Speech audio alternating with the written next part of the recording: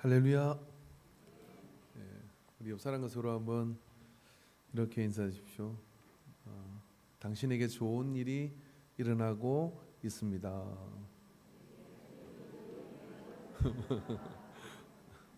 그게 뭔 일이냐고 묻는다 그러면 지금 예배 드리고 있잖아요.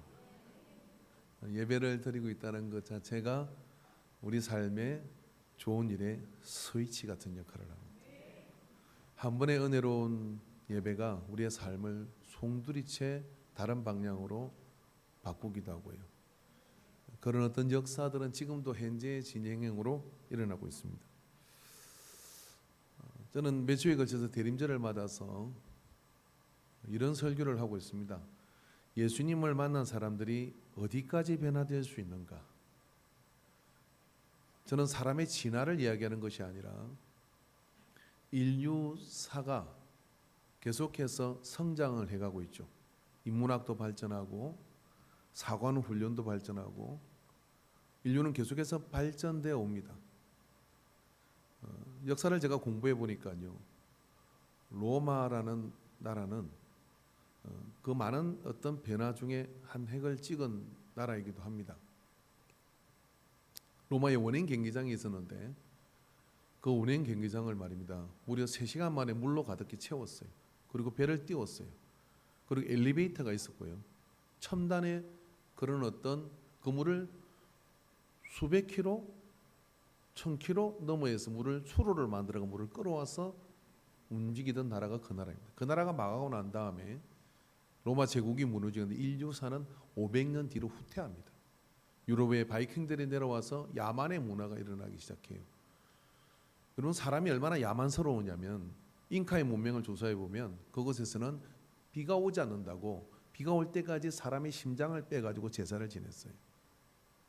그 야만은 이로 말도 못하는 야만이 넘쳐나고 있습니다.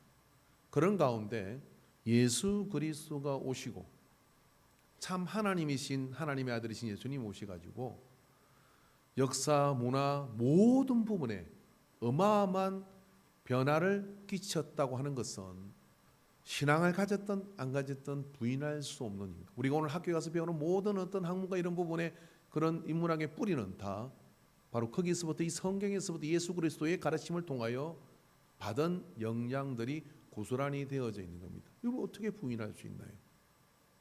세상이 예수 그리스도 오심으로 그 이전과 기후로 완전히 다른 변화가 일어나게 되는 것이죠.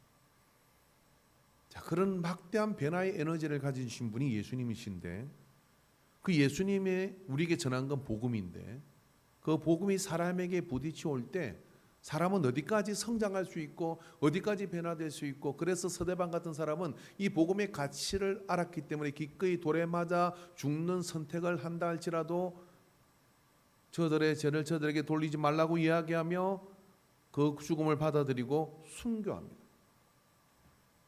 그런 가치를 따라 빌립도 그러하였고, 그런 변화된 사람들의 역사가 복음이 태동하도록 만들고 그 복음이 사랑과 역사 속에 막대한 변화를 일으키는 그런 어떤 에너지로 그게 보태지게 되는 거예요.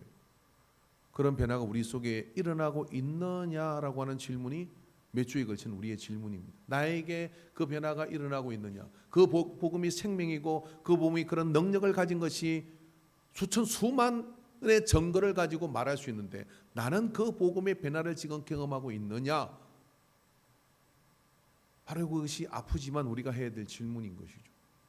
미국에 전 세계가 동경할 만한 윌러커리 교회가 있었습니다.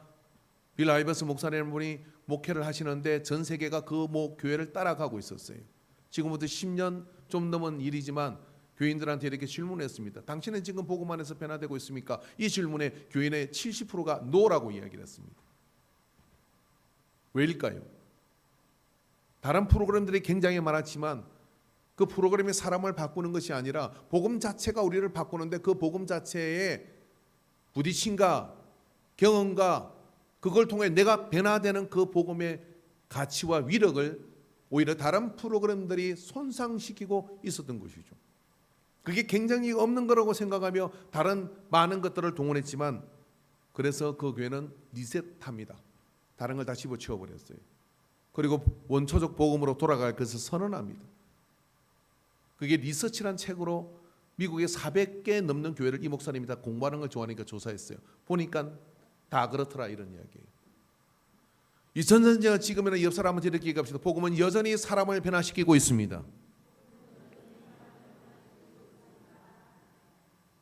복음이 여전히 사람을 변화시킬 수 있다는 것, 그걸 실천하고 행하는 사람은 누구냐면 변화된 사람이 사람의 변화를 믿는다고 하는 거예요. 내가 복음으로 변화된 사람은요, 그걸 조금도 의심하지 않습니다.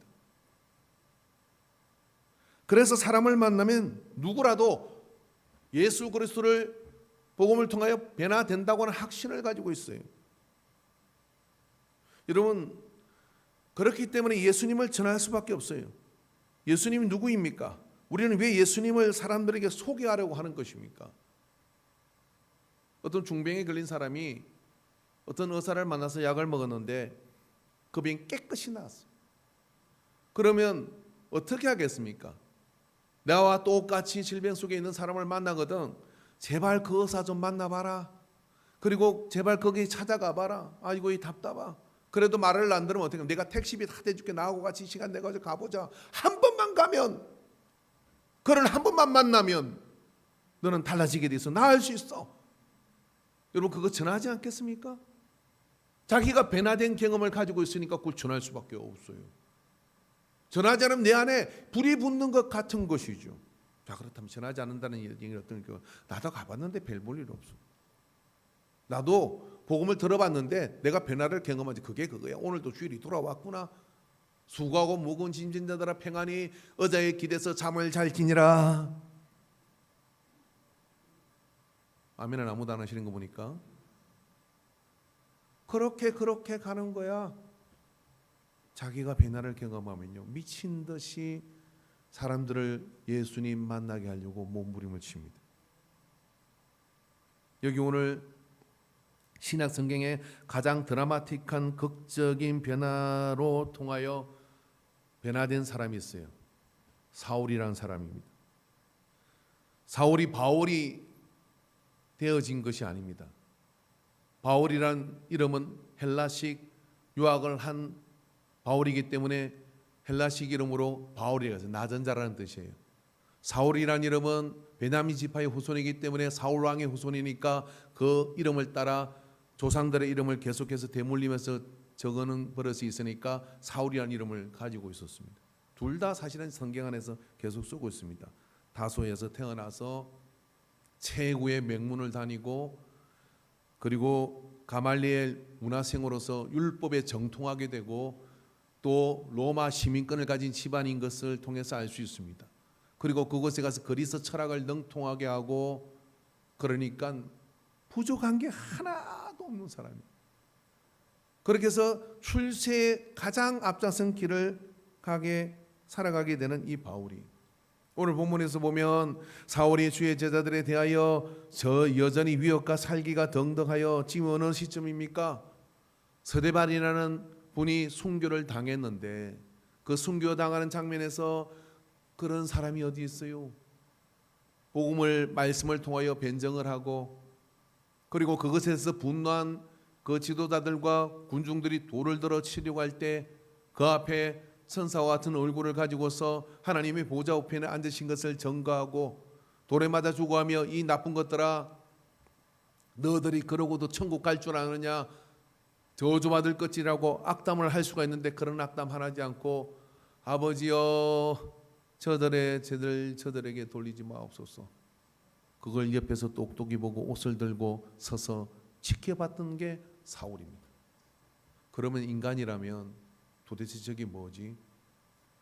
주기술 목사님이 일대기에 보면은 일본 총독부에서 잡아가지고 네가 믿는 하나님이 정말 살아있는 하나님이라면 못 위를 걸어가라 그렇게 얘기합니다. 주 목사님이 조선은 망해버리고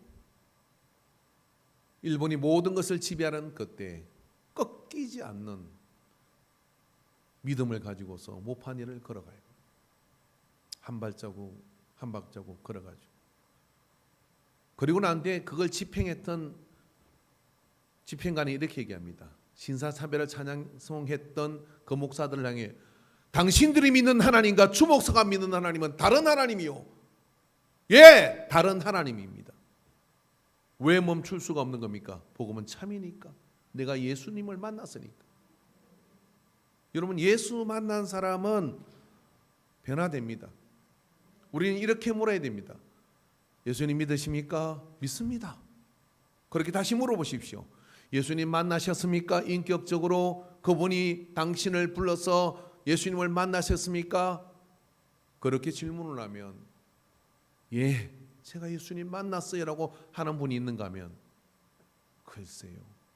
그리고 대답을 못하거나 눈을 피하거나 고개를 돌리는 분도 있습니다.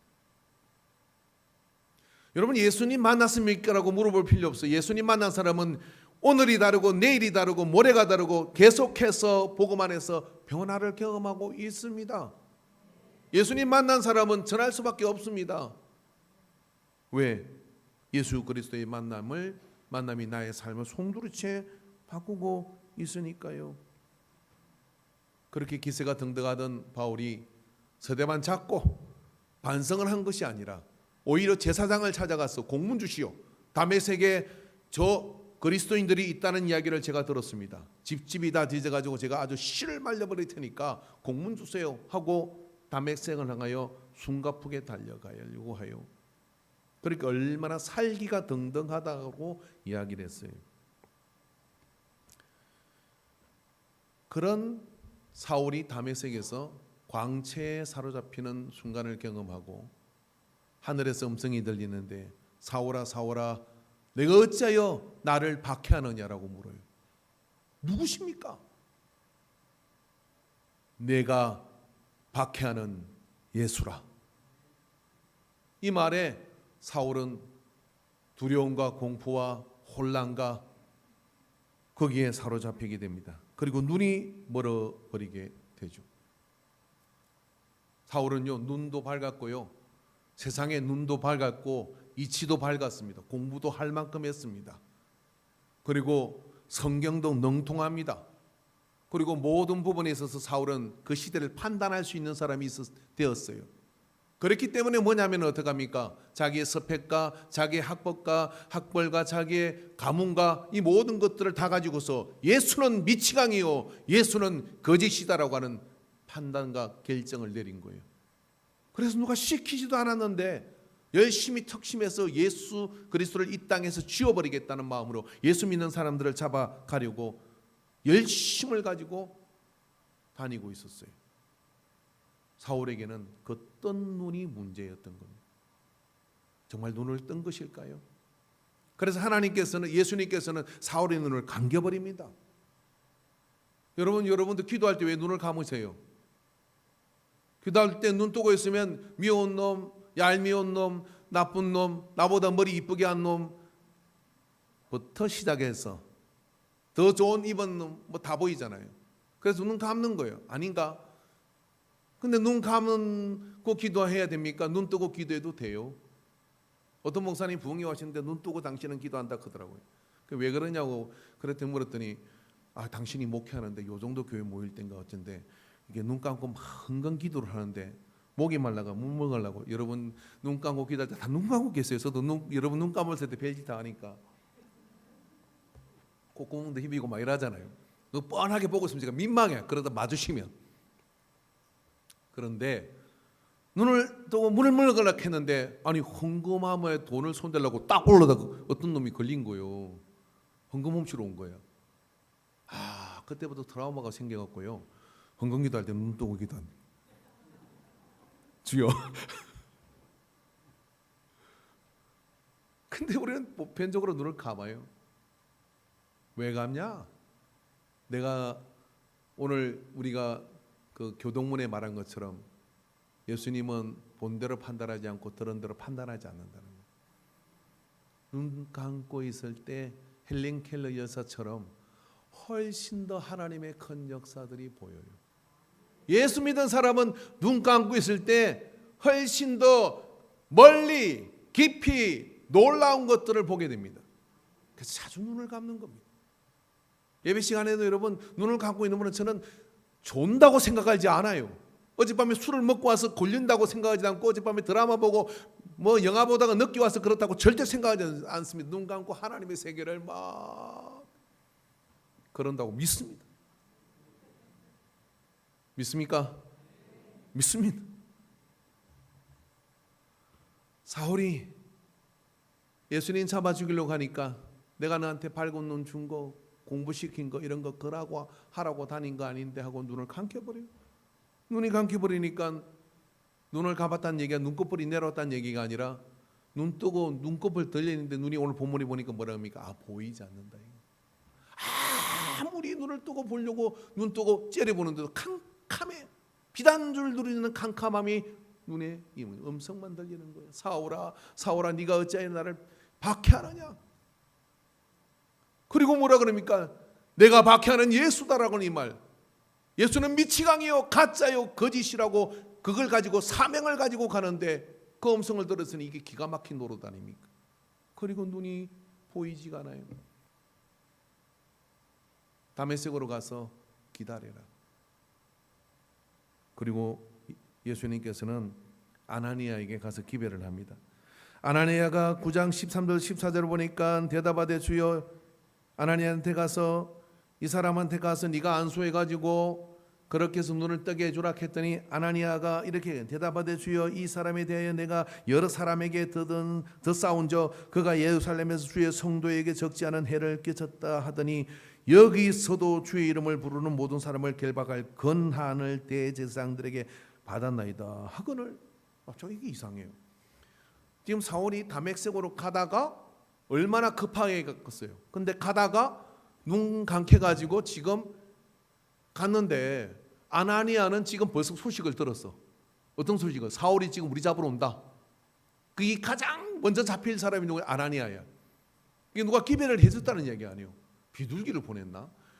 뭘 보냈는지 모르는데 먼저 알고 있어.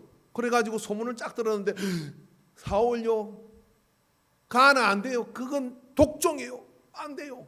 왜 서대반 죽일 때 그렇게 막 혈기가 등등하고 예수 믿어 잡아 죽이려는데, 여러분 우리한테 누가 이러는 거, 주님께서 갑자기 자는데 음성이 들려요.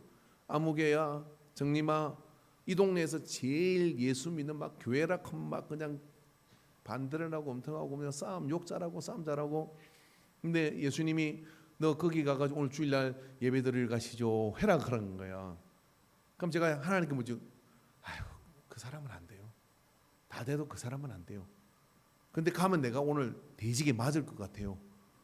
아나니아가 지금 그런 거예요. 그게 웬만하면 아나니아도 가는데 사울이랑 들었는데 안 돼. 오, 무섭습니다. 그렇게 얘기해요. 아나니아만 그럽니까? 여러분 사도들이 바울에 대해서 그 이야기를 듣고 사울이 변화돼 가지고 지금 다메섹에서 복음을 전하고 지금 그리고 여러 곳에서 예수 그리스도를 담대히 전하고 있다. 믿기지가 않는 거예요. 믿기지가 않는 거예요. 그래서 바나바가 사도들한테 바울을 소개하려고 데려갑니다. 사도행전 9장 26절 31절에 볼까요? 사울이 예루살렘에 가서 제자들을 사귀고자 하나. 사울은 궁금한 거요. 뭐가 궁금하냐면 부활하신 예수님의 음성만 들었지 예수님이 3년 동안 뭘 하고 다니시는 이런 것들을 옆에서 본 사도들에게 말씀을 듣고 싶은 거예요. 그 당시 성경이 없으니까 뭘 들어야 더 많이 전할 거 아니에요. 예수님 더 알고 싶어요. 예수님을 인격적으로 만난 사람은 예수님이 더 알고 싶어요. 여러분 예수님을 만난 사람은 성경 읽고 싶어요. 내가 오늘 하루도 일주일 동안 성경 안 읽거든. 예수님 안 만난 사람이에요. 예수님을 만난 사람은 성경이 너무 좋아. 꿀송이처럼 달아요. 더 알고 싶어요. 더 알고 싶어요. 그래 예수님 성경을 자꾸 읽는 거예요. 너무 알고 싶으면 신천지로 넘어가는 거예요. 그래 여러분 이렇게 그냥 예수님 안 만난 사람은 신천지한테도 안 가. 더 알고 싶어 이게 막 드는 거예요. 그러니까 바울이 그렇게 알고 싶어가지고 제자들하고 사귀고 싶은 거예요. 베드로, 예수님이 당신 배에 탔을 때 어땠어? 그물을 던질 때 목소리는 어땠고 키는 어땠고 막 궁금한 거예요. 그래 알고 싶어 사귀고 싶어 하나. 다 사도들 전부가 두려워요. 사도들이 겁먹었어. 그러니까 얼마나 바울이 독종이었는지 안 돼. 겁먹었어. 그가 제자됨을 믿지 아니하고 예수님이 제자됐다는 게 못 믿겠다는 거예요. 아니 이런 게 어딨어요. 여러분이 전도하려고 누구 데려왔어요. 그랬는데 제가 그 사람을 알아. 근데 내가 이러는 거예요. 그 사람은 믿는 거 거짓말이요. 거짓말이요. 그럼 난 목사도 아니요. 근데 그랬다는 거예요. 이게서. 근데 바나바가 데리고 사도들에게 가서 그가 길에서 어떻게 주를 보았는지와 주께서 그에게 말씀하신 일과 다메섹에서 그에게 어떻게 예수의 이름을 담대게 말하였는지를 전하니라. 사울이 제자들과 함께 그때 사귀기 시작합니다. 그런데 말입니다. 바울은 여전히 제자들에게 거북한 존재였어요. 그래서 바울이 이제 아라비아로 내려갑니다. 아라비아에 내려갔는데 아라비아에 3년 동안 사도들은 바울을 찾지 않아요. 아라비아에 그냥 처박힌 거예요. 나를 유력한 사람들 앞에 복음을 전하는 사람으로 삼는다고 했는데 사도들이 슬슬 이러고 사귀고 난 데도 두고 봐야 돼. 아직 변화되지 않을 거야. 저렇게 사람이 쉽게 변화돼? 왜 그런 말을 하는 거예요? 왜냐하면 내가 변화되지 않으니까 남도 변화되지 않을 거라고 생각을 하는 거예요. 여러분 마귀가 믿음이 좋습니다. 어떤 믿음이 좋으냐면요, 마귀는 사람이 변한다는 걸 알아요. 예수 잘 믿어도요, 나한테 딱 며칠만 주면 마약 중독으로 만들고, 며칠만 주면 도박 중독으로 만들고, 며칠만 지나면 완전히 망가진 사람으로 독성을 집어넣을 수 있다고 확신하고 믿습니다. 이거 아멘하면 큰일 나요. 근데 우리는 사람의 변화를 믿느냐는 거예요. 바울을 보며 사도들은 3년을 떼나요. 그리고 바울은 거기서 지쳐서 또 어디로 가느냐면, 그죠? 다소로 내려가서, 다소는 고향으로 내려가서, 고향 가서 8년을 있습니다. 8년을. 고향이 뭐 할 게 뭐 있어요? 그 동네에다 전도 다 해버렸는데 8년을 그 있어요. 8년을 있을 때 바나바가 찾아옵니다. 다시. 그래서 어떻게 하느냐면 안디옥으로 데려가요. 그리고 안디옥으로 데려가서 이제 사도라고 인정을 받을 수 있는 그 시간까지 15년이 걸려요. 그러니까 초대 교회가 바울을 받아들이는데 15년이 걸렸다, 이런 이야기예요. 사람의 변화를 믿기 어려울 정도로 바울은 섬찟한 존재였어요. 근데 그가 신약 성경의 70%를 씁니다. 그가 예수 그리스도의 복음의 변증가로서 위대한 복음을 남기게 되죠. 그의 가르침을 통하여 수많은 사람들이 변화되고 있어요. 그가 눈을 떴기 때문에 그렇습니다. 여러분, 우리가 본다고 하는 것을 의심해 봐야 됩니다. 예수 그리스도를 통해서 보지 않는 것은 보는 것이 아니에요. 하나님은 왜 사울을 쓰십니까? 우리 같이 그래도 예배 잘 드리고 있는 우리를 써야 되잖아요. 근데 하나님이 사울을 써요. 아나니아가 물었습니다. 그랬더니 사도행전 9장 15절 16절에 같이 읽어봅시다. 시작. 주께서 이르시되 가라, 이 사람은 내 이름을 이방인과 임금들과 이스라엘의 자손들에게 전하기 위하여 택한 나의 그릇이라. 그가 내 이름을 위하여 얼마나 고난을 받아야 할 것을 내가 그에게 보이려 하시니. 이게 일세입니다. 우리가 예수님을 만난다는 것은요, 엉망진창이 되고 모든 게 상황이 안 되는 상황에서 예수님을 만나니 예수님께서 자, 지금부터 나하고 새로 시작해보자, 그게 아니에요. 아나니아는 열심을 가지고 예수 믿는 사람들을 잡으러 다니는 사울을 보지만, 예수님은 내가 사울을 처음 만들고 태어나게 하고 인도하는 곳에서부터 나는 그 기본판을 만들어 뒀다고 하는 겁니다. 나는 사울을 복음의 변증가로 이방인과 임금들과 이스라엘 자손들에게 전하기 위해 내가 택한 나의 그릇이다라고 이야기를 한 거예요. 자, 여러분, 우리가 누구인지를 아는 건요, 예수님 만나야 되는 일입니다. 우리가 누구인지를 아는 건 예수님 만나야 되는 일이에요. 그래서 예수님께서는 사울을 부를 때, 야 사울아, 내가 너한테 뭘 잘못했다고 나 믿는 사람들을 잡으러 다니, 나를 왜 박해하니라고 묻지 않아요. 뭐라고 물습니까? 사울아 사울아, 내가 어찌하여, 이게 무슨 이야기죠? 내가 어찌하여 나를 박해하느냐? 이 질문이 좀 이상하지 않습니까? 마산시 신을동 29번지에는 텔레비가 없었어요. 흑백테리가 노던 시절에 온 동네 아이들은 저녁에 라디오에 마로치 아라치를 듣다가 그게 단 줄 알았는데 세상에 조그마한 박스 안에 사람들이 나와서 춤도 추고 사람들이 나와서 뭐 얼굴도 보이고 말도 하는 게 너무너무 신기했습니다. 신월동 29번지에는 TV가 없었어요. 그럼 TV는 어디 있었느냐? 신마산 역전 대합실에 TV가 있었어요. 크지도 않은 TV. 저녁을 먹든 말든 하고 아이들은 전부 다 핸드폰도 없는데 일제히 가로등 밑에 모입니다. 그리고 대열을 지어가지고 대합실을 향하여 냅다 달렸어요. 한참을 가야 됩니다. 고물길을 지나야 되고, 그래서 저 시내까지 가야 돼요. 그러니까 대합실에 직각 의자, 나무로 된 의자, 고한말의 의자 크기에 전부 다 기차도 탈 것이 아닌데 졸졸이 앉아가지고 눈을 파랑파랑 뜨면서 TV에 총집중을 합니다. 뭐가 돼도 좋아요. 그게 막 드라마라고 열어놓고 막 이해도 못하는 다 봐. 그렇게 보고 있는데 어느 날 뒤에서 누가 목을 탁 잡아. 그래서 돌아보니까 아버지가 왔어. 그리고 탁 잡고 하면 너 왜 여기 있어? 이러는 거예요. 아, 지금 재밌는데 지나가는 아저씨가 잡았으면 나요. 왜요? 그럴 건데 아버지가 탁 잡으니까 할 말이 없어.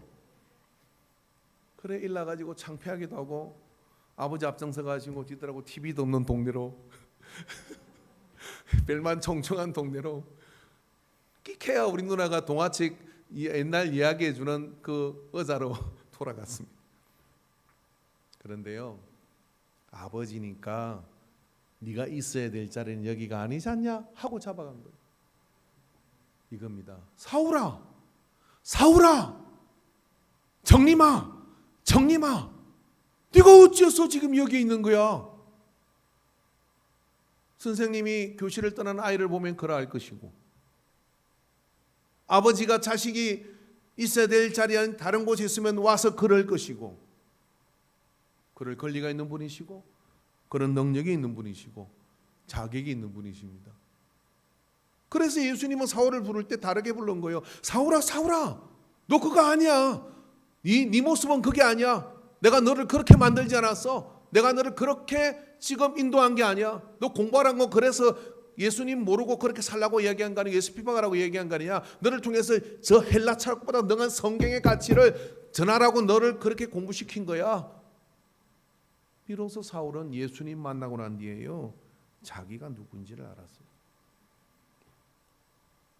여러분, 예수님 만나고 내가 누군지를 아셨습니까? 아나니아가 사울의 머리에 손을 얹고 안수하며, 아나니아가 떠나 그 집에 들어가서 그에게 안수하여 이르되, 아나니아 얼마나 쫄았을까요? 가라고 하긴 했지만 또 얼마나 사울이 미웠을까요? 서대반을 세상에. 제가 만약 하나님께서 사울에게 안수하러 보내면 저는 그냥 안 해. 눈 감고 있잖아. 앞에서 한번 해보고 진짜 까만 나 보고 가서 이러는 거지. 행제요, 이르되 행제 사울아, 주 곧 내가 오는 길에서 나타나셨던 예수께서 나를 보내어 너로 다시 보게 하고 성령으로 충만하게 하신다 하느니라 그러잖아요. 일단 안수를 그렇게 하네. 사울아, 네 죄를 알렸다. 스데반 십자가 못 박을 때 좋았니? 그러면서 막 머리를 한 대 탁 세게 때릴 것 같아. 그 다음에 아프냐? 이렇게 물어보고 고문을 좀 하다가 그래야 되는데, 사울은 아나니아는 그러지 않았어요. 그러지 않았겠지. 믿습니까? 손을 얹고 기도했더니 사울이 비늘 같은 것이 벗겨지며 눈을 딱 떴어요. 예수님 만난 눈 뜬 사울은 다른 가치의 세상을 보게 됩니다. 여러분, 우리가 진실로 예수님을 만나면요, 다른 가치의 눈이 열리게 돼요. 전에 좋던 게 더 이상 좋지 않아요. 전에 귀하던 게 더 이상 귀하지 않아요. 다른 게 귀해지기 시작합니다. 주님이 주신 가치를 따라 이 땅의 가치를 가지고 사는 게 아니라 위의 것을 찾게 돼요. 각양 좋은 것은 위에 있느니라. 위의 것을 찾아라. 양식 아니 되는 것을 가지고서 영원한 양식이 되지 않는 것에서 그렇게 목숨을 거냐. 그러며 다른 가치의 기준이, 이게 세계관이 바뀌는 거예요. 그렇게 바뀌어 진짜 예수 믿는 사람이 예수님 만난 사람이에요. 예수님 만나면 그렇게 되는 것입니다. 여러분, 사도 바울의 핵심이 왜 이렇게 충격적이냐면요, 사도 바울은 여러분 제자들의 교육을 받은 것도 없고 예수님이 공을 들인 것도 없는 것 같아. 시간적으로 보면 딱 한 번 다메섹에서 충격적으로 예수님을 만나요. 그리고 삶이 180도로 바뀌어요. 예배가 왜 이렇게 중요하냐면요, 여러분이 제자 교육을 하고 성경을 보고 공부를 하고 다 하지만 예수님 인격적으로 만나는 체험이 없으면 다 지식의 유희요. 우리가 헬라란 찬양을 가지고 찬양을 하고, 그리고 우리가 열심을 가지고 내가 봉사를 하지만 종교 놀이에 불과합니다. 여러분, 신앙이라는 게 순기능이 있어요. 이렇게 갱간하게 앉아서 뭔가 이야기를 듣고요, 그리고 또 신이 있다고 생각하고 경배하면 정신건강에 그렇게 좋대. 그래서 정신과 의사들이 일주일에 한 번 교회 가라고 이야기하는 거예요. 지도 안 믿으면서. 왜냐하면 그래야 정신건강에 좋다는 거예요. 요 수준에 머물러 있는 거예요. 변화되지 않습니다. 진실로 변화되지 않습니다. 그런데요, 예수님을 인격적으로 만나면 예배의 태도가 달라져요.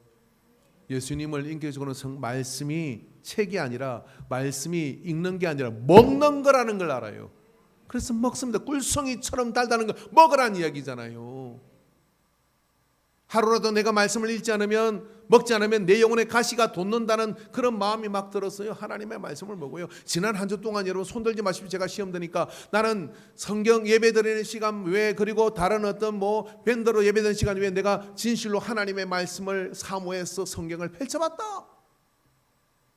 아니면 성경책이 차에 있다가 일주일 내내 그것을 혼자 철회하고 차에서, 아니면 또 책꽂이에 앉아가지고 철회하다가 주일날만 왔다 갔다 그 안에 헌금이나 끼고 다니고. 그게 아니라 펼쳐 먹고, 밥을 굶어도 말씀은 굶으면 안 돼. 왜? 이게 내 삶의 근원의 능력이고 에너지고 내 삶을 지속적으로 변화시킬 수 있는 거라는 걸 믿는 자는 그럴 수밖에 없어요. 그리고 예배 시간이 기다려져요. 사모되어져요. 그래서 일찍 와요. 그리고 뭐라도 봉사를 하려고 해요. 그리고 성도들 모이면요, 뭔가 해주고 싶어요. 왜? 다 예수님 만난 사람들이고 그 안에서 우리가 같이 가니까 다른 가치로 세상이 보입니다. 누가복음 6장 39에서 42절에 또 비유로 말씀하시되 맹인이 맹인을 인도할 수 있느냐? 둘 다 구덩이에 빠지게지 아니하겠느냐? 제자가 그 선생보다 높지 아니하나 무릇 온전하게 된 자는 그 선생과 같으리라. 자, 눈을 열고 보면 예수님 하신 일을 따라가게 돼요. 서대반도 갔고 빌립도 갔고 바울도 갑니다. 너는 내 눈 속에 있는 들보를 보지 못하면서 어찌하여 형제에게 말하기를 형제여 나로 내 눈 속에 있는 티를 빼게 하라 할 수 있느냐? 외식하는 자여 먼저 내 눈 속에 있는 들보를 빼라. 그 후에야 내가 밝히 보고 형제의 눈 속에 있는 티를 빼리라. 보는 자와 보지 못하는 자. 육신의 눈이 밝아가지고 형제의 눈 속에 들보라는 게 뭐냐면은, 이게 집을 지면 기둥이 있으면 이게 석가래 거하는 큰 통나무가 들보요. 그게 가려있으면 뭐가 볼 수 있어? 볼 수 없어요. 근데 본다고 설치되면 다른 사람의 눈을 뭘 빼겠다고 얘기해요. 그러다가 눈 뺍니다. 잘못하면. 티를 빼는 게 아니라 웃으라고 한 양인데 정색을 하고, 이분들이 큰일 날 뻔입니다. 예수님 이야기할 때 듣는 사람들은 박장대소를 했어요. 들보? 그런 사람이 있어? 바로 너야. 왜 그럴까요? 영의 눈이 떠지지 않았기 때문에. 인생은 예수님 만나야 눈이 떠진다고 말하는 거예요. 그래서 바울은 눈의 비늘 같은 것이 벗어지면 눈 뜨고 난 뒤에는 이렇게 가다가 완전히 바뀌어가 180도로 다른 삶을 사는 삶인 거예요. 사람이 이렇게 갑작스럽게 변할 수 있는 겁니까? 여러분, 자기 변화를 경험한 사람은 다른 사람의 변화를 확신해요. 변화는 하나님이 나를 원본을 회복시키는 거예요. 그러니까 이렇게 된 걸 만들어 가지고 새로 이렇게 한다는 얘기가 아니에요. 원래 나는 누구였는지를 위에 걸 싹 걷어내 버리고 원판을 드러나게 만들어요.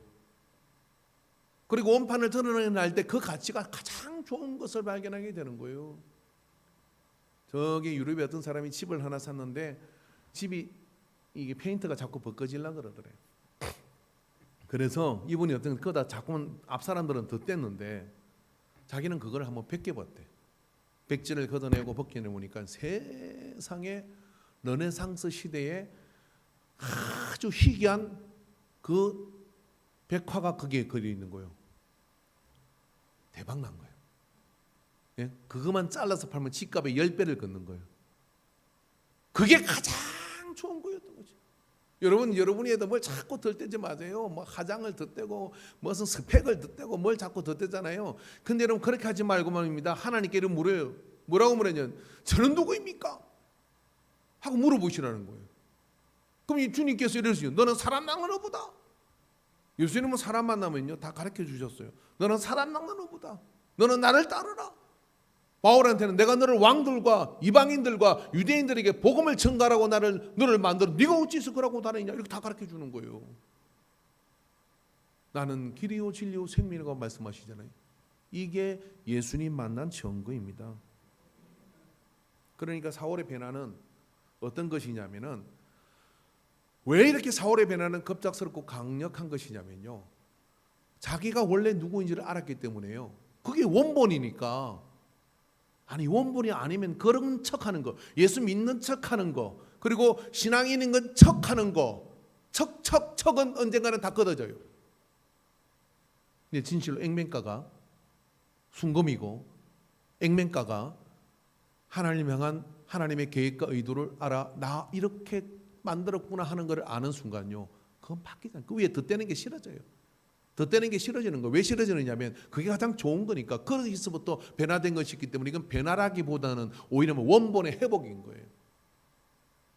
바울에게 그런 일이 일어났습니다. 여러분 인생이 60이 되고 70이 돼도 이걸 모르는 사람이 있는가 하면 10대 때 이걸 아는 사람도 있어요. 그렇게 해서 삶의 변화를 경험한 사람은 무슨 일이 일어나겠습니까? 그것은 다른 사람에 대한 변화를 확신해요. 막 살인자, 뭐 벨벨 사람 다 있죠. 그러나 하나님이 사람을 저렇게 만들지는 않았어. 저 사람에게는 그런 어떤 다른 가치가 있어. 목사가 지나가다가 약장사를 만나요. 제가 보니까요, 저도 그 영동포역 요즘은 약장사였는데 그 약장사들이 계시잖아요. 그래서 저걸 내려가지고 똥 내리는데 다 가야 되는데 너무 지나가는 사람들 싹 모으는 거예요. 막. 애들은가 자 어른들은 이래봐 막 그러면서 어떻게 시작하는데 뭐 그런 거 있잖아요. 이게 뭐냐? 뱀이에요. 그러면서 이것 먹고 소변을 넣으면 자갈이 탁탁 튀어. 죄송합니다. 그러면서 넉넉히 봤어요. 그 순간 무슨 생각이 들었냐면 저 사람 목회하면 복음 기가 막히게 전하겠구나. 근데 약장사고 있네. 자기가 누구인 줄 알까? 저 목청, 저 언변, 저 사람을 끄는 아이 컨택 다 있는 거야. 와, 저 사람은 복음을 전하면 지나간 사람들 다 세우고 막 부럽기까지 하더라고요. 자기가 누구인지를 몰라요. 그래서 엄한 데서 엄한 짓 하다가 한많은 인생을 마칩니다. 다른 데 기웃거리다 한많은 인생을 마쳐요. 사람의 변화를 경험한 사람, 다른 사람의 변화를 경험합니다. 여러분 지존파라고 아세요? 하도 오래된 일이라 모르시죠? 여러분 대한민국은요 기록이 있습니다. 우순경이라는 분이 있죠. 제 고향 옆에 동네에 창녕이라는 동네가 있는데, 여러분 기네스북에 아직 그 기록은 바뀌지 않습니다. 한 사람이 가장 짧은 시간에 많은 사람을 죽인 사람 우순경에 있어요. 기가 막힌 일이 벌어졌어요, 이분이. 뭐 그 이야기는 다음에 생각합니다. 근데 그런 기록 중에 하나가 뭐냐면 이 지존파라는 사람들이 있어요. 이 사람들이 뭔 짓을 했냐면요, 사회에 대한 분노가 있었어요. 그래서 그 분노 때문에 강남에 잘 나가는 여자들이 좋은 백, 좋은 차 타고 다니면 납치를 했습니다. 납치해서 돈 요구한 게 아니라 죽였어요. 그죠? 그런 게 여러분, 좋은 백은 사지 말고 그냥 가짜 들고 다니세요. 비 맞아도 괜찮은 거. 그건 그 돈 가지고 헌금하시고. 여기서 좋은 백이라는 건 적어도 3, 4천. 우리 교회는 좋은 백 없어요. 그런 거 돼야 좋은 백은. 백화점 가니까 들어갈라 해도 못 들어가게 하더라고. 순서를 기다렸어요. 딱 한 명 들어가더만. 흰 장갑 끼고 가서 적어요 그러니까 밖에서 뭐 하나 보니까 적어요 그러니까 직원이 탁 내려. 그러니까 딱 보여. 이쯤 돼야 좋은 백입니다. 근데 군축이고 뭐했어요? 사람을 살을 발랐어요. 그리고 그걸로요 삼겹살 굽듯이 동네에서 구웠어요. 그리고요 그걸 지나가는 사람들 고기 냄새 난다고 하니까 먹였어요. 사람입니까 이게? 그 사람들이 잡혀서 감옥에 들어갔습니다. 반성 없습니다. 세상은 우리에게 당해도 싸. 그런데요 그걸 사람으로 보는 사람이 있었어요. 목사님들이 그 소식을 듣는 순간 절하라고 태어난 건 아닐 건데, 그리고 편지를 씁니다. 찢어버립니다. 또 편지를 씁니다. 아무도 사형 선고받고 사형도 부족하다고 하던 시절에, 죽을 날을 기다리고 있는 시대에 편지를 넣어. 그 편지를 하나씩 보기 시작하던, 그리고 성경을 읽기 시작하고 사형 당하기 전에 예수 믿는 사람으로 바뀌었어요. 어쩌면 이렇게 아멘을 안 해요. 여전히 죽여야 돼요. 바뀌었어요. 세상에 그게 뉴스에 나옵니다. 감옥 안에 감동이 임하기 있습니다. 이분들이 전도를 하고 다녀요. 우리는 이렇게 가지만 세상 그렇게 살지 마세요. 형제들이요, 복음이 얼마나 강력하게 사람을 바꿀 수 있는지, 여러분 사람을 믿지 마세요. 사람은요 믿음의 대상이 아니에요. 사람이 바뀔 거를 믿으면 이렇게입니다. 내가 그렇게 말씀을 전하고 그렇게 어떻게 너한테 사랑을 쏟고 그러는데 어쩌면 그렇게 변화가 안 되냐? 그거 100% 실망합니다. 하나님을 믿는 거예요. 한 번만 예수님 만나주세요. 한 번만 예수님 만나주세요. 하나님 만나 주실 것을 믿습니다. 구하라 그러면 주실 것이요, 찾아라 그러면 찾을 것이고, 두드리라 그러면 열릴 것이니까. 돈 없을 때만 구하는 거 아니에요. 이 말씀 전을 읽으면 영혼에 대한 이야기입니다. 영혼을 위해서 기도하고 그렇게 두드리고 그렇게 찾고 그렇게 외치면은 반드시 사람은 변화된다. 저렇게 자빠져 자고 있어도 언젠가는 장로가 된다, 이런 얘기예요. 변화된다니까요. 누굴? 사람 믿는 거 아니에요. 하나님 믿는 거지. 하나님이 변화시킬 것을 믿는 거예요. 왜? 사울은 자기가 변화됐으니까. 그러니까 나 같은 사람도 변화됐는데 복음과 예수님은 반드시 사람을 변화시킨다. 거기다 올인해버립니다. 고린도서 9장 19절부터 23절의 말씀을 보겠습니다. 내가 모든 사람에게 자유로나 스스로 모든 사람에게 종이 된 것은 더 많은 사람을 얻고자 함이라. 유대인에게는 내가 유대인같이 된 것은 유대인들을 얻고자 하며, 율법 아래에 있는 자들에게는 내가 율법 아래에 있지 아니하나 율법 아래에 있는 자같이 된 것은 율법 아래에 있는 자들을 얻고자 하며, 율법 없는 자에게는 내가 하나님께 율법 없는 자가 아니요 도리어 그리스도의 율법 아래에 있는 자이나 율법 없는 자와 같이 된 것은 율법 없는 자들을 얻고자 함이라. 약한 자들에게는 내가 약한 자와 같이 된 것은 약한 자를 얻고자 함이요, 내가 여러 사람에게 여러 모습이 된 것은 아무쪼록 몇 사람이라도 얻고자 함이니, 내가 복음을 위하여 모든 것을 행함은 복음에 참여하고자 함이라. 복음이 변화시킨다는 확신을 가졌기 때문에 까이껏 카멜론 같아 해도 좋아. 사람만 변화될 수 있다면, 그래서 나는 짓밟고 지나가, 나를 밟고 지나가, 예수님 만나기만 하면 돼. 제가 존경하는 목사님이 있었어요. 영상으로만 봤어요. 많은 상처를 성도님들에게 받았습니다. 그리고 그런 가운데서 이 목사님은 항상 이 말을 하셨다는 거예요. 막 이렇게 하고 저렇게 하고 그러고 떠나고 어느 날 하나님께 두드리니까 돌아와가지고 목사님 잘못했어요. 그래요. 그러면 제가 그 영상을 보고 이렇게 합니다. 괜찮아. 다 몰라서 그렇지. 요렇게만 대답을 하죠. 뭘 모른다는 거예요. 이 목사님은 사람을 믿는 게 없어요. 하나님을 믿는 거예요. 믿는 게 뭐냐면 예수님 만나면 사람은 반드시 변화되는데 아직 못 만나서 그래. 아직 못 만나서 그래. 이왕 평생 예수 믿기로 하셨으면 예수님을 깊이 만났어요. 단 한 번의 다메섹에서의 예수님의 만남이 사울의 삶을 이렇게 바꿨어요. 그래서 사울은 한평생의 사람은 반드시 변화되고자 얻는다는 이야기가 뭐냐면 이 편에 예수 편에 예수 생명의 편에 너도 옳서 서서 함께 할 수 있다는 것을 포기하지 않는다는 거예요. 율법주의자, 이방인, 죄인, 온갖 사람이라 할지라도 예수님 만나면 다 여러분 믿습니까? 믿습니까? 이 사람한테 우리 좀 믿습니까? 우리 인간교회 믿습니까? 라고 한번 합시다. 시작. 예. 그렇게 하는 게 아니고 제가 한번 보일게요. 여러분 누가 이렇게 믿습니까? 그러면 아멘 하지 마세요. 이렇게 인간교회는 이렇게 하십시오. 믿습니까? 그러면 아멘 하지 말고 믿습니다.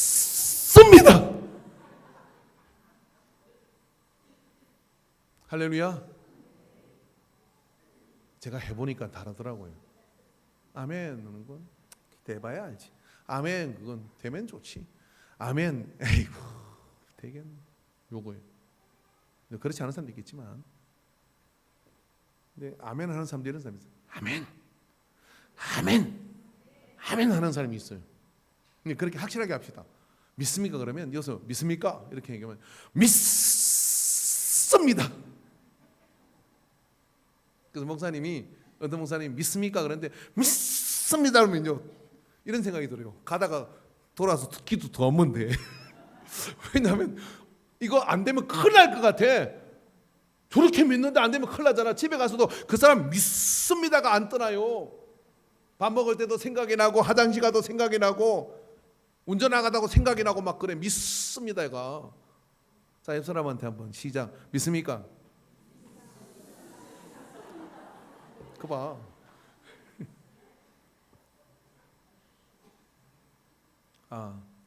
시간이 다 됐네. 자기 변화를 경험한 사람은 반드시 다른 사람의 변화를 하나님 때문에 예수님 때문에 믿어요. 그래 한 가지만 해야 돼. 뭐냐면 예수님 만나게만 해주세요. 할렐루야. 사진 하나 띄워주십시오. 이분이 누구냐면 누구입니다.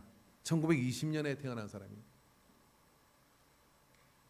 이분이 1904년 나이가 15살일 때 12월 18일 날 인도에 살던 사람인데 힌두교의 집안에 태어났어요. 힌두교는 다신을 인정합니다. 그러다 영국이 인도를 지배할 때니까 크리스찬 학교에 12살에 들어가요. 근데 그 충격을 받습니다. 어떤 충격을 받느냐면은 모든 신은 다 존재한다고 생각을 했는데 이렇게 가르친 거예요. 세상에 신은 딱 한 분 하나님밖에 없다. 그 하나님이 우리에게 아들을 보내주셔서 그를 믿어야 우리는 구원을 받는다. 이걸 가르친 거예요. 화가 머리끝까지 났습니다. 12살의 아이가 분노합니다. 그리고 선생님에게 온갖 질문을 해대며 학교 안 갈 것을 결국은 선포하고 얼마 가지 않아 학교를 그냥 떠나요. 그리고 어머니가 죽어요. 자기 정신적 의지였던 어머니가 죽음으로 인해서 시리에 잠깁니다. 15살 아이가. 그리고 이렇게 생각을 합니다. 만약에 세상에 신이 존재하지 않는다 그러면 내가 살 이유가 어디에 있냐. 그리고 나는 이 세상을 이제 하직하겠다. 그러나 죽기 전에 정말 누가 참 신인지는 알고 싶은데 힌두의 다신 가운데 하나가 나타나기를 기다리며 다음날 새벽 4시 기차가 인도의 대륙을 횡단해서 지나가는데 그 동네 근처로 지나가요. 그래서 저 기차가 지나갈 때 나는 내 몸을 던져서 죽으리라. 하루에 딱 한 번 기차가 지나가는데 그리고 밤 이 어둡기 시작하면서 기도를 합니다. 아무 신이든지 힌두의 신 중에 진짜 신이 있다면 나를 만나주세요. 그렇게 기도를 간절하게 해요. 새벽이 다 돼갈 때 멀리서 기적 소리가 납니다. 그 기적 소리가 나면 적어도 30분 내지 40분 안에 내가 정한 위치로 기차가 통과하게 돼 있어요. 그래서 이 자리에 일어납니다. 신은 없다. 신이 없다면 그냥 흙으로 돌아가는 것, 이 세상을 살아 뭐하겠냐 하고 자리에 일어나 옷을 주섬기는데 갑자기 방 안이 환한 광채로 가득 찹니다. 그리고 네가 박해하는 예수님이다라고 얘기하면 예수님이 나타난 거예요. 썬다의 첫 정언은 뭐냐면 왜 하필 예수님입니까? 이것이었어요. 근데 부인할 수 없는 그 예수님, 내가 절대로 인정하고 싶지 않은 그 예수님이 자기 방 안에 유일한 신으로 오셨어요. 그리고 예수님을 거기서 만나요. 그리고 15살부터 전도자로 났습니다. 그리고 봄이 되면 티베트로 히말라야 연봉을 넘어가지고 그 강불교 지역인 그곳으로 이 성녀복 같은 옷을 입고 전도를 가기 시작해요. 이 소식이 영국에 전해지게 되고 그리고 전 세계가 이 썬다를 주목하게 돼요. 그리고 5대륙에 나가서 복음을 전하게 됩니다. 유럽에 초대받아서 순회 설교를 하고 프랑스, 스위스, 독일, 스칸디나비아 반도 32살, 31살, 32살, 38이 될 때까지 전 세계를 돌며 복음을 전합니다. 그냥 전한 게 아니에요.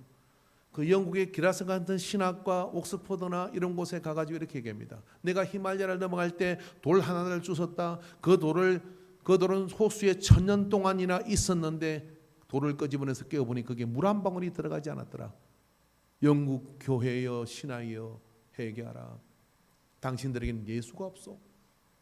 당신들에게는 예수가 없소라고 질타하는 이 한 동양인.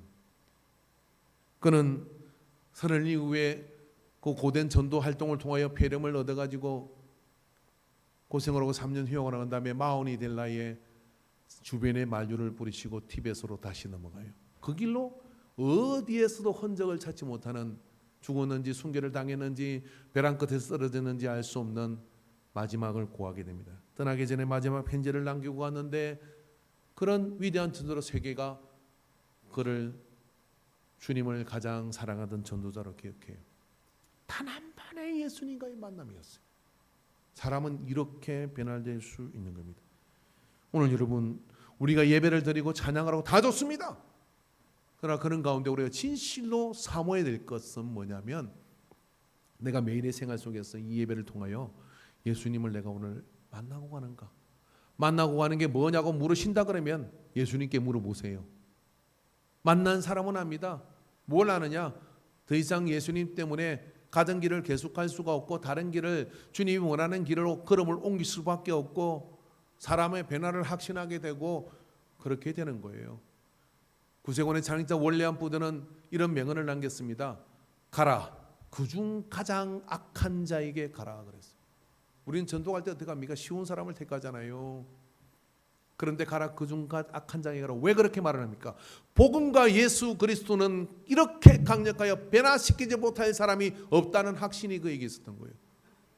그가 그런 전도자로서 술집에서 복음을 전하여 술집이 교회가 되게 만들고 하는 그런 역사를 가지고 살아가고 난 뒤에 소천했을 때 런던 시내는 100만이 넘는 운집 행렬이 어디서 왔는지 모르게 그 사람들이 그 행렬을 따라 슬퍼하며 그리고 그 천국 입성을 환영하며 행진을 인 기록 사진이 있더라고요. 위대한 전도자 월리안 부드는 여기 잠들다.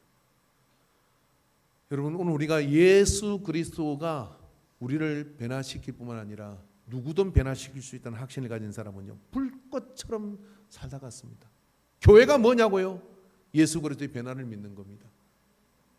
그냥 믿는 게 아니라 내가 경험하고 믿음으로 인해서 삶의 역사들이 나타나죠. 그러면 어떻게 되느냐? 가장 매력적인 사람이 되는 겁니다. 여러분, 이 한 주 동안 제가 숙제를 낼게요. 여러분이 저 사람 전도 안 되겠다, 저 사람은 아주 내가 감정적으로 볼 때 그냥 부딪힌 게 한두 번은 게 절대 예수 믿기 어려운 사람이야. 그런 사람이 혹시 여러분 동네나 여러분 뭐 어디나 있으면요, 이렇게 전화해서 차 한잔 합시다 하고요. 그리고 노무현 대통령처럼 하세요. 그래요, 맞습니다, 맞습니다, 맞습니다. 맞고요. 그다음 말 하지 말고 맞고요. 교회가 틀려먹어서 맞고요. 목사가 가짜야 맞고요. 맞고요, 맞고요, 맞고요. 그리고요, 그런 데서는 예수님 만났어요.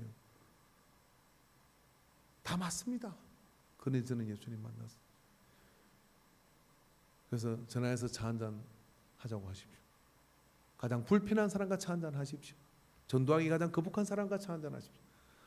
하려는 사람 손들어라고 하면 제가 시험 드니까 그냥 성령의 감동으로 하세요. 제가 7시 예배 그랬더니 나가면서 목사님 차 한잔 해요. 어떤 분이 그러더라고요. 기도합시다.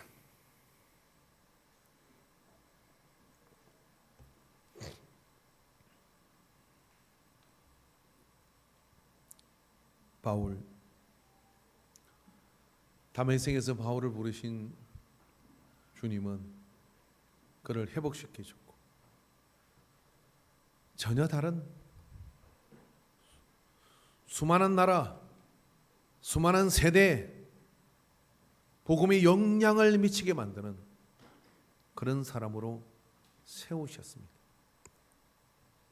오늘도 하나님은 우리를 넉넉히 변화시킬 예수 그리스도의 복음이 우리에게 신겨지고 부딪히기를 원하고 확신하고 있는 줄 믿습니다. 주여, 우리 안에 이와 같은 역사들이 재생산되게 하여 주옵소서. 예수님의 이름으로 기도합니다. 아멘.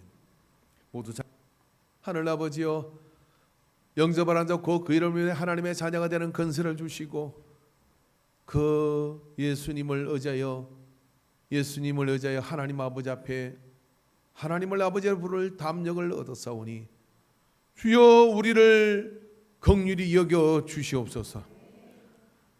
주여 하늘 아버지여, 자녀의 상을 받게 하여 주시옵시고, 그 가운데 복된 역사들을 열어가는 삶의 능력자들이 되게 하여 주시옵시고, 회복자들이 되게 하여 주시옵시고, 축복자들이 되게 하여 주시옵소서. 11주문을 구문하여 드립니다. 아버지, 삶을 결단하고 드리는 이 믿음의 가짐과 이 믿음의 기업을 기억하여 주시옵시고, 지혜가 부족하면 지혜를 주시고, 자원이 부족하면 자원을 허락하여 주시옵시고, 좋은 만남들을 허락하여 주셔서 창대케 되게 하여 주시옵소서. 감사 예물을 드립니다. 영광을 받아 주시옵시고, 감사함으로 그 문에 들어가는 자, 아버지여 앞에, 하늘 아버지 앞에 고개를 들어 찬양하는 자가 되게 하여 주시옵시고, 세상의 통치권을 허락하여 주셔서 생육하고 번성하고 땅을 다스리는 아담의 복과 아브라함의 복이 상속되게 하여 주시옵소서. 건축원에서 예물을 드립니다. 영광을 받아 주옵소서. 선교를 이끌인 예물을 기억하여 주시옵시고, 2024년은 선교의 해가 되게 하여 주시옵시고, 아버지 하나님, 인간교회가 선교의 걸음을 내딛는 그런 해가 될 수 있도록 주님, 이들을 통하여 그 역사를 이루어 주옵소서. 1,000번의 나라를 샀습니다. 영광을 받아 주시옵소서. 성민을 드리며 주의 영광을 드려요. 우리의 몸을 산제사로 드리오니, 하늘 아버지여 우리를 새롭게 하여 주옵소서. 주의 은총으로 머리끝부터 발끝까지 예수의 보혈로 아버지 하나님 닦아내어 주시옵시고, 주님의 은혜의 울타리를 체험하게 해 주시옵시고, 동서남북 사방의 평안의 복음을 듣게 하여 주옵시고, 은혜의 호의를 받게 하여 주옵소서. 예수님의 이름으로 기도하옵나이다. 이제는 우리를 변화시키고 살리시려고 이 땅에 오신 예수 그리스도의 구속의 은혜와 우리를 위하여 새 처소를 예비하시고 새 에덴을 준비하신 포기하지 않는 하나님 아버지의 한량없는 사랑하심과 성령 하나님의 역사하신 교통하신 감화하심이 오늘 12월 이 둘째 주 예배를 드리며 믿음으로 단을 쌓고 사도 바울의 변화와 같이 내 삶 속에도 주님 만난 경험이 재생산되는 역사들을 확신하고 우리의 일터로 삶의 현장으로 나아가는 모든 예배자들이 우리의 교회 사역 위에 이 시대 위에 이제로부터 영원토록 함께 있을지어다. 아멘.